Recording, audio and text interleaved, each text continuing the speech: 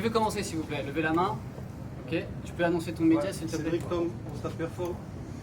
Sur les images, on pense plutôt que c'est une écharpe. Est-ce que tu as voir ce que tu as dans le clip? Ouais, c'est une écharpe. Finalement, c'est une écharpe, c'est pas un bout de verre. C'était très marron, donc ouais, c'était un bout de bois, je pense. Et est-ce que tu trouves ça logique qu'il y ait ça dans l'autobus? C'est assez bizarre. En fait, je vois déjà les mêmes de moi sur Twitter en train de dire j'ai perdu à cause d'une écharpe. Mais non, oui, ça arrive, tu vois, il y a des gens qui montent avec leur basket, donc c'est la faute à personne, ça arrive. C'est normal qu'il y ait une écharpe, c'est comme ça, qu'est-ce que je dis, on peut dire c'est la faute à ceux qui ont mis leurs chaussures. Donc je trouve ça normal, oui. Ouais, c'est toi que Je peux annoncer le média. Hichem, c'est pour le média Le Parcours. Moi, je trouve ça assez bizarre personnellement qu'ils arrivent à combat sur ça, parce que quand il y a des ouvertures durant un combat, le médecin il entre, il vérifie s'il y a quelque chose, et après le combat il peut reprendre. Est-ce que toi tu trouves ça normal? Qu'est-ce que tu as dit en fait à part de ça?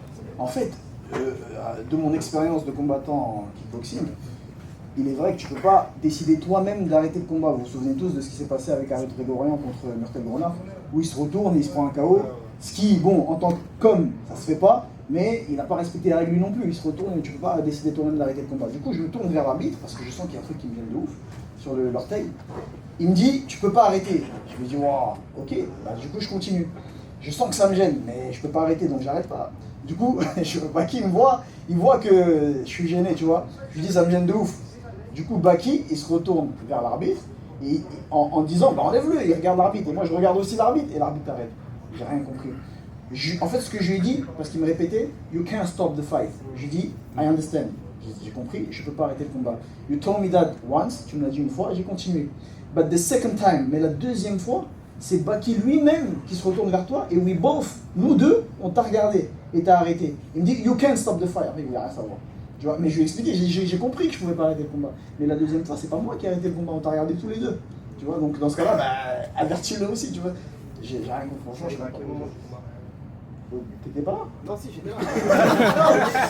L'écharpe, tu l'as fait. L'écharpe? À quel moment? Ben, quand je l'ai dit à l'arbitre, c'était 10 secondes avant. En fait, au début, j'ai frotté mon pied pour me dire, bon, c'est un truc qui gêne, tu vois. Mais en fait, non, j'ai senti que c'est une écharpe. Parce que ça piquait vraiment, tu vois. Cédric? Attends. David? Ouais, alors attends. Je vois pas. Ici David. Yes. Ilyes, vas-y. Cédric. Il est trop grand. Petit, Ilyes, c'est petit. Je te croyais Salut plus grand. Cédric, ça va, tu vas bien? C'est peut-être une bête question que je vais te poser, mais est-ce qu'une revanche immédiate était prévue automatiquement dans le contrat en cas de défaite ou pas? Non. Non, on n'avait pas signé pour une revanche immédiate. On n'avait pas prévu ça, non. J'imagine que c'est ta volonté quand même de tenir un rematch. Bah, il n'y a pas eu de combat, tu vois, de un, le public il a envie de le voir, je pense que vous aussi, je sais pas, vous avez envie de voir un combat entier. Et de deux, c'est frustrant pour lui comme pour moi. Pour moi, parce que, entre guillemets, bah, c'est une défaite. Pour lui, parce que c'est pas une vraie victoire. Tu vois, parce qu'il va dire j'ai gagné, enfin même lui, je pense qu'il ne dira pas, le connaissant, il ne dira pas j'ai gagné. Mais les gens vont lui dire, mais tu vois, vous voyez déjà comment ça va se passer sur les réseaux. Donc il faut un vrai combat. Au mois de mai, ils ont booké la salle, donc j'espère que ça sera au mois de mai. Pourquoi pas? Juste Leïla pour le petit. Je sais pas. Ah ouais, je sais pas. Ouais, mais Bellator PFL, les gars. C'est pareil, même maison. Leïla, ouais. T'es dans quel état d'esprit là du coup à la suite de ce combat? Ah, je suis déçu. Déçu parce que je voyais souvent ce genre de décision à la télé, avec le même arbitre. Et lui, il faut le mêler. avec le même arbitre souvent. Et à chaque fois quand je voyais ça, je me disais, ah, j'espère jamais que ça va m'arriver. Ça va jamais m'arriver, genre des situations où tu sais, tu fais quelque chose et l'arbitre il t'arrête. Et là, j'étais en plus, quand il a fait ça, je me suis dit, non, il est en train d'arrêter. Là, je me suis dit, je suis déçu. Je suis déçu parce que je voulais, premièrement, faire plaisir au public, deuxièmement, faire plaisir à ma famille qui était là. C'était mon rêve, Bercy. J'étais jaloux de l'UFC quand j'ai vu tous ces Français combattre à l'UFC. Je voulais que ce soit mon tour. Enfin, c'était moi, main event. Je voulais que ce soit ma soirée, notre soirée, qu'on kiffe tous ensemble, public français. Et là, que ça se termine comme ça, c'est décevant. Mais ça aurait pu être pire. Donc, Vas-y. mais bon, c'est la boxe, donc tu peux pas dire ça. Shahid, pour une même propagande, on a enfin vu ton sol pour la première fois. Ah, je voulais pas le combat. montrer. On a vu des très bonnes choses. Ah, Boto. Au niveau du striking, on sentait que tu préparais ton KO, que tu étais plus proche de Baki. Qu'est-ce qui t'a manqué pour le finir dans le deuxième, voire la deuxième? Alors, pour parler honnêtement, j'ai dit que j'allais le mettre KO au premier round, c'était une stratégie. Je savais que j'allais pas le mettre KO au premier round. Et je voulais pas le mettre KO au premier round. Pourquoi? La stratégie, c'était la suivante. C'était pour qu'il craigne le KO au premier round. Et pour que, en fait, une fois que le premier round passe, qu'ils se disent, ah c'est bon, en fait c'est bon, là je peux me libérer. Et pour qu'ils s'ouvrent au deuxième ou au troisième round. Et là, le mettre KO, si ça passe, tu vois. Mais moi, dans la tête, ma stratégie, c'était de faire 3 rounds. 3 rounds relâchés, et le KO, il viendrait tout seul. Maintenant, c'était quoi la deuxième partie de ta question? Qu'est-ce qui t'a manqué entre Ah, qu'est-ce qui m'a manqué? Non, il m'a rien manqué.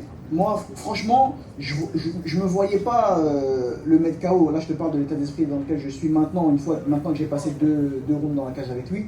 Je me vois pas le mettre KO dans l'état d'esprit où il est là, parce qu'il se méfiait que du KO.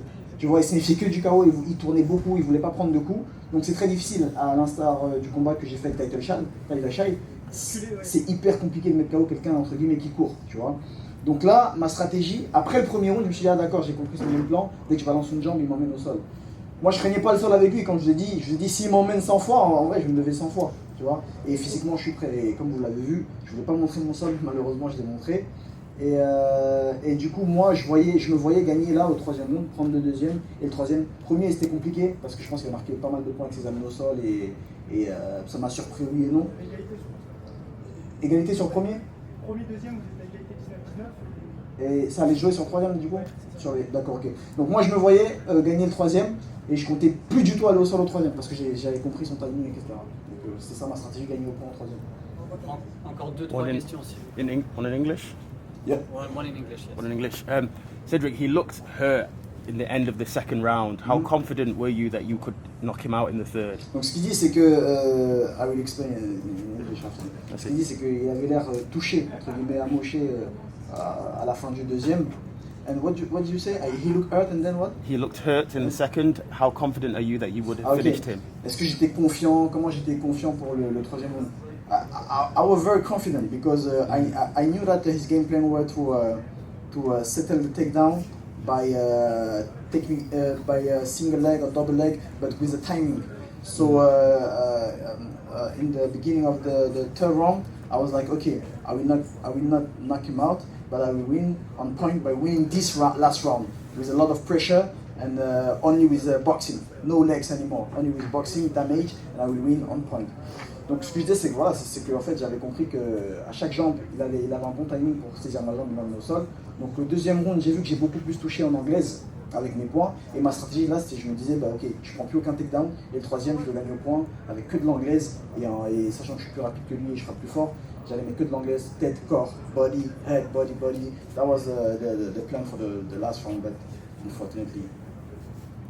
Deux dernières questions, s'il vous plaît. Chef. Oui, vas-y, je t'en prie. Chef. Cédric, Olivier pour Boxmag. Je voulais savoir, est-ce que tu es content de ta prestation quand même? Je suis content parce qu'en vrai, au fond de moi, je voulais montrer ma lutte. Mais au fond de moi, je voulais pas montrer pour que les gens continuent à spéculer.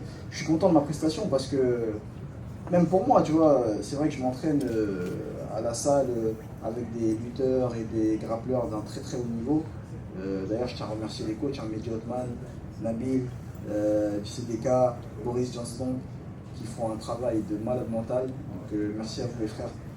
Et je voulais pas montrer ma lutte, mais finalement je suis content de ma prestation parce que je trouve que j'ai fait un bon combat. J'aurais pu faire mieux, et parce que je suis meilleur que ça.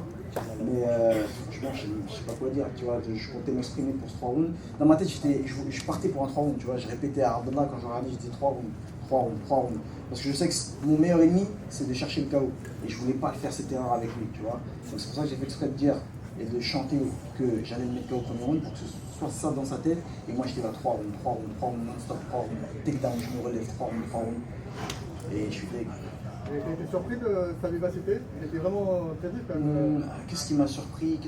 Non, parce que j'ai vu dans ses yeux. Je savais qu'il avait un game plan, je savais que c'était le combat de sa vie, donc j'ai pas été surpris. C'est juste, à la première année au sol, je me suis dit, eh ben voilà, ça y est, tu l'as, vas-y maintenant exprime-toi.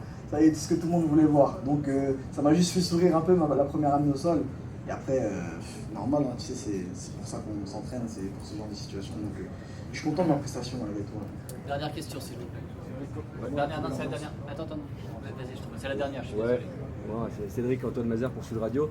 Tu parlais de revanche à la fin du combat. Comment toi tu vois ça? Je sais qu'on est juste après le combat, mais comment tu vois ça? Est-ce que tu vois ça sur du court terme ou est-ce que tu vois ça sur du long terme, sachant que c'est des trajectoires de carrière qui vont complètement être différentes? Bah là, à chaud comme ça, c'est compliqué de dire ça. À court terme, comme ça, je me dis, vu qu'il n'y a pas eu de combat vraiment, il y a eu 2 rounds. Je me dis, c'est franchement, tu sais, ça me rappelle le combat de, comment il s'appelle, Johnny Walker contre, je sais plus, le Tchétchène là. Voilà, il n'y a rien eu, c'est frustrant, tu te dis, bon, chacun peut dire ce qu'il veut, chacun peut dire, ouais, mais Baki il gagnait déjà, oui, mais non, Cédric il avait l'avantage. Et là, on reste sur notre fin, donc forcément, on a tous envie de voir, entre guillemets, un combat, j'aime pas le mot revanche, on a tous envie de voir un combat. Mais c'est vrai que, étant donné qu'il y a des trajectoires différentes, je sais pas, après, c'est. Toi, t'es prêt à le faire prochainement? Ah oui, en vrai, c'est la suite logique. Normalement, c'était Baki, puis Jason Jackson pour la ceinture super champion. Donc logiquement, ouais, c'est ce que le public veut. En vrai, il faut donner ce que le public réclame. Tu vois. Merci à tous, merci beaucoup.